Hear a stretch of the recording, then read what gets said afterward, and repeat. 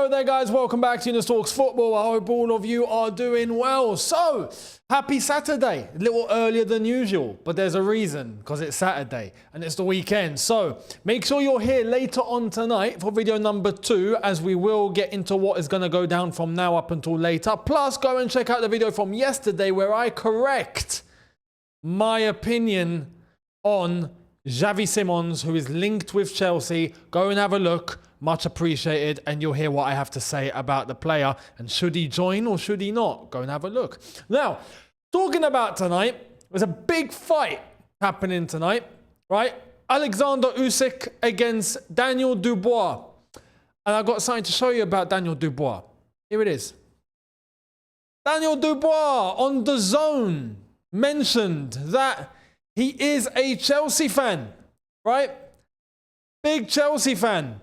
There was a misconstrued thing that apparently he was a gooner, and someone actually asked him, "Oh, no, you're an Arsenal." He's like, no, I'm Chelsea. Chelsea. So he's fighting tonight against Alexander Usyk. Good luck, Danny Dubois. Good luck, Mr. Dynamite himself. I hope he walks away with all of those titles. There it is, you know, I'm Chelsea. There it is, I'm Chelsea. Who? Chelsea. Of course he is, because this is what winners do. Winners choose Chelsea, not Arsenal. It makes complete sense. And that's why tonight, hopefully, Danny Dubois is going to correct his wrong that went down in the first fight, where I believe there was a legal hit and it wasn't a low blow, and he should have won that fight. But let's wait and see what happens tonight with all the belts on the line. Bring it home, Danny, and hopefully we can even hopefully bring you to the bridge. Maybe first day of the season we can have a big champions unveiling. Yeah, we can bring out the Club World Cup trophy at the bridge, right? First home game against Palace, and then Danny Dubois. Actually, how about if Danny Dubois is the one to bring the trophy out with all of the belts up? I mean, come on. What is this? I'm a genius. I'm an absolute genius. But he's got to win the fight. So good luck tonight, Danny. Hope you get it done. Talking about winning fights, let's get into the latest. What the hell is happening? Someone wants to fight us. I'm not surprised.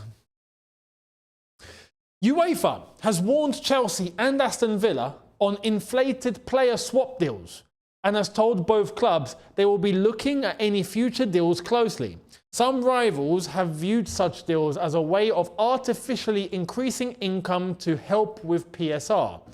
Also went in to say, UEFA has made it clear to Chelsea and Aston Villa that it will scrutinise any player swap deals to ensure the fees have not been inflated after taking issue with at least one previous transfer. Both Chelsea and Villa have agreed that if they breach the settlement agreements, they will be banned from European competition for a season. Okay. I have one issue with this. Yeah? UEFA, who are you? Who are you to determine if a player is worth a certain amount? Have you valued all the players, or is there a number that clubs have to follow? Or now I get what they mean to an extent, right? I mean, let's be honest. Omari Kellyman, do you know? 20 million Kellyman, how the hell did that happen? I can get that. But they're talking about swap deals. What? Okay, so for example, if we were to send them Nicholas Jackson and they sent us Morgan Rogers and the fees were close to 100 million each, what's the problem with that? So with that, Omari Kellyman, I can actually understand, right? Because there's no way that realistically he should be valued at 20 million when he hadn't even played. Do you know what I mean? Now, if they were to send us Rodgers and we were to send him another player, say Jackson, who is the one that's being touted to possibly be leaving the club, or if we sent them anyone else that we've got on our departure list, okay, who are UEFA to say no? That can't be 100 mil, or that can't be 90, or that can't be 80. Who are you? Why? So this whole saga for this, what's been released here by Martin Ziegler, or Ziegler, whatever you pronounce his name, I think is a load of waffle, personally. This has no legs to stand on whatsoever. Absolutely none. There's no law, there's no rule to determine that a club has not valued a player correctly. How do you do that? It's down to the clubs. Realistically, it's down to the clubs. You know, now if Uefa have got a problem with that, then how about they tighten their laws and their regulations on maybe how much a team can spend or how much a team can make in a transfer window, or maybe you start looking into that where you can actually bring in some sort of regulation. But to try and say, oh no, if there's a swap deal, we're going to scrutinize it. Based on what law? Based on what rule? Tell me. What rule? It's subjective. Each club will value as they please. This is like someone goes into a shop, buys something, and then someone else walks in and just watches the deal happen. It's like, I'm going to scrutinize this. How much are you buying that for? How much are you selling that for? Is it any of your business? Like, who are you? You know, the seller has a value. The buyer meets that value. Transaction made. But I don't understand what rule or regulation or law there is to stop that. It doesn't make any sense. But like I said, when you use a bit of common sense, like with the Kellyman deal, yeah, that was pretty obvious what was going on, right? But we're talking about the only player that's up for genuine sell from Villa to Chelsea right now is Morgan Rogers. You're telling me he can't go for 80 million? So where was the scrutiny on the other players that went for even more than that? How about we scrutinize Ekitike to Liverpool then? There's something dodgy about that, yeah? Well, how much is he going to cost? 100, 90, 80? Nah, I think that's too much. So I want to scrutinize it. It sounds stupid. It sounds ridiculous. You know what I mean? So, yeah, this has absolutely no legs to stand on. I feel like if Chelsea and Villa want to do business and they are going to send a player each way within this sort of value, I think it's justified. Even me personally, I don't think Nicholas Jackson is a £100 million player. But when you look at other players going for or being touted as being valued for that sort of fee, well, Nicholas Jackson is absolutely that too then. Makes sense. So I don't think there's an issue. Personally, I don't think there's an issue. Let's see what transpires. Let me know your thoughts in the comment section below. On this one, Renato Vega, we've got an update. And this is where Chelsea's outgoings, I think, will begin. Exhibit A. Understand Renato Vega is on the shortlist for Atletico Madrid. There are more options, but Atletico are monitoring Vega's situation. The 21-year-old versatile defender could leave Chelsea if a suitable offer arrives. Price valuation, 30 to 35 million pounds. Many inquiries have also been made. His contract runs until 2031. What were we doing, man? Honestly, and I've said before, he's not a bad player. But I feel like now we're in a position where, yeah, he's going to go. He's one of the players leaving. Cool. 30 to 35 million? Fair enough. 35. I would actually try and get 35. He's not a crap player. And with that many years left on his deal, I think it's justified. 35. Okay. How about if we valued Vega at 50 million? UEFA, is that a problem? Is that a problem? It's not, is it? So what are we doing? Anyway, I'm going to leave that one to rest. Atletico Madrid. Is this a good deal for Atletico? Does he suit them? He might. He might. I'm trying to picture like Vega and his style for Atletico. Maybe that can work. Maybe that can work. But anyway, 35 million, I would absolutely do. I think that's a decent amount. Hopefully Chelsea can get that business done. And then we start seeing players beginning to leave because it's time. There's players that have to start leaving the football club. Have to. We got to start turning over in order to keep looking at who we're going to bring in if we do need to bring in more. And we are interested in others, so we need to start getting players out the door. We're not going to do like what Man United are doing. Yeah, Man United have bought Cunha, have bought Mbuemo, left absolutely no one for sale. Like, no one's been sold, and I don't understand how. We're not going to put ourselves in that situation. We need to get players out the door. I think they will. Renato Vega is one of them. Get the deal done. Get him moved on. End of story. So, let me know your thoughts. And do you think he would suit Atletico Madrid? I'd love to know. I'd love to know. Do you think he would suit under Diego Simeone? I think he would. Personally, I think he would. There was no problem in terms of him getting stuck in and you know, giving. There was no problem with that. The problem was the whole centre-back, left-back scenario, and then it was rumoured that Chelsea were not happy for him to play in the position he wanted to play in, even though he was meant to be versatile, and even though, you know, he then went to Juventus and said that he's happy to play any of those positions, then he did anyway. So I was like, why didn't that happen at Chelsea? I don't understand. But I think he would actually suit. But let me know what you think down below. Much appreciated. Now, Chelsea have done something funny. Arsenal fans, you might want to look away. Or actually, don't look away. You might want to see this. The Club World Cup has been added to the trophy cabinet at Stamford Bridge. And as you can see, Chelsea have captioned it as Visit London's Home of Trophies. Sorry, Arsenal. It's true. It's true. You know, where in London does any member of the public have to go to if they want to see a Premier League title? Well, they can go to Chelsea or they can go to Arsenal.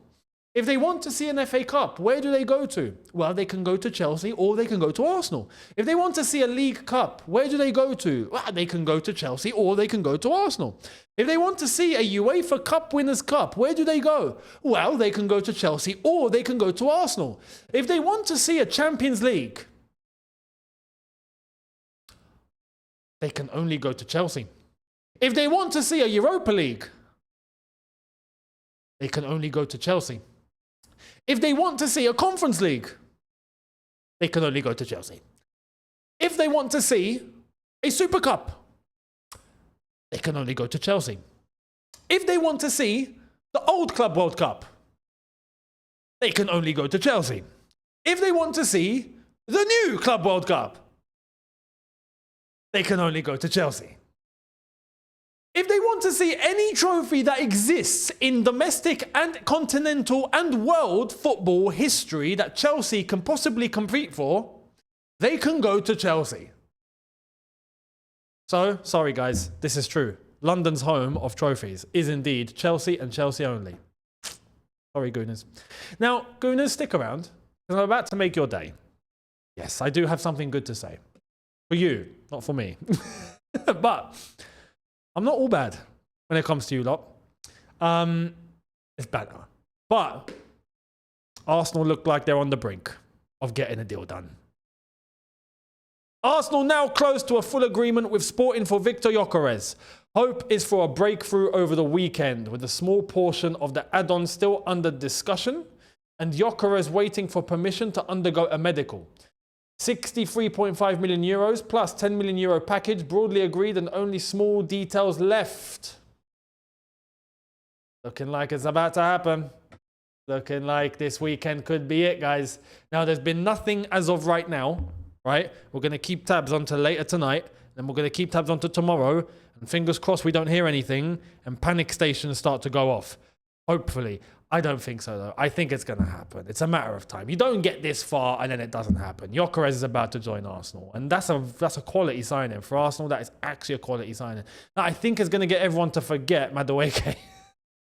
But the title race is going to be very interesting next season. Very interesting. We'll see. But Arsenal getting Gyokeres, top acquisition. We'll see if this one's actually going to get across the line, though. I think it will, but we'll wait. With that little chance that it still might not, we'll cling on to it. But anyway, Liverpool, let me know your thoughts on that one, by the way. Liverpool, we got an update for them. Liverpool are discussing a deal worth £75 million to sign Hugo Ekitike, 23, from Eintracht Frankfurt. They are well ahead now. The coast is clear, basically. Newcastle are no threat whatsoever to them. It's going to happen. It's going to be Liverpool. They're going to get Ekitike. Still nothing on Rodrigo, though. So this could honestly just be a window where we see, depending on what's going to happen with Luis Diaz, but we might just see them get Ekitike. And then they've got Wirtz, and that's it. Which is still good business, but it's less than what I thought Liverpool could actually end up really, really achieving. But it's a good deal.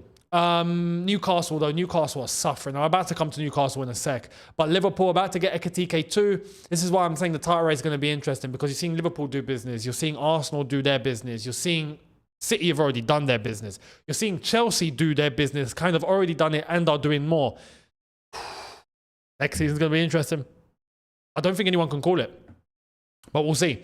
But that's the latest. Ekitike, Liverpool, seems like that's on the brink too. We'll see what happens this weekend, how soon they're going to be able to get that done. But I don't see Frankfurt stalling. I don't see any of this going to be held up any longer. Liverpool are going to get Ekitike, and Newcastle can't do a damn thing about it. Now, talking about Newcastle, let's get into this to wrap up. More on James Trafford and Manchester City exclusive story. Contracts between Man City and Burnley have already started as City want to negotiate fee lower than the buyback clause worth £40 million. Deal also depends on Ortega or Ederson exit.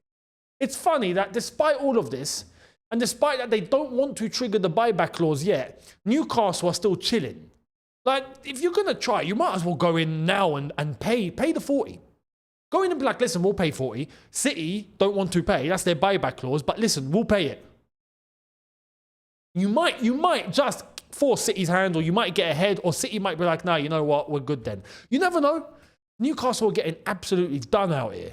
Every single possibly linked player that Newcastle have, they've lost. They've lost. Which is crazy. Crazy. But Man City are going in for James Trafford, it seems, on the basis that either Ederson or Ortega leaves. Now, I don't understand why they would actually let go of Ederson. It's not like he's 50 years old either. He's 31. For a goalkeeper, that is still young. A goalkeeper at 31 is like an outfield player at 25. It's young. I don't see why they're so desperate for a goalkeeper, unless if it is going to be Ortega that moves on, and then James Trafford comes in, and then eventually the shift begins to happen. And then Ederson fizzles out, James Trafford fizzles in, and we see James Trafford as the new number one.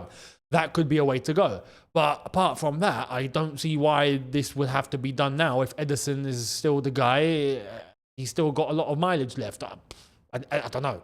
But we'll see what goes down there. James Trafford obviously used to be at Manchester City. He's one of the boys, which is why he was linked with Chelsea, because Joe Shields and the Man City gang back together. Well, James Trafford was the goalkeeper. So, yeah, Chelsea have not been linked with him. It looks like we're sticking with Sanchez for now.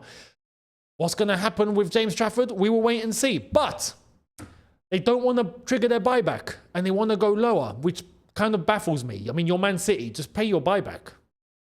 You know? What's the difference for you between 30 and 40 million? You know? Anyway, some would say you might as well try, which, yeah, I agree. You can. You might as well try. And then if it doesn't work, you just pay the buyback. So we'll see what happens on that one. Let me know your thoughts. Do you think James Trafford would be a good fit for Man City? Do you think this is necessary or not? I'd love to know. Let me know down below. Much appreciated. And I will catch all of you later tonight for video number 2. So make sure you guys are here. Much appreciated. Subscribe, notification bell on, and I'll catch you later on. Have a good one, people. See you tonight. Take care. And peace.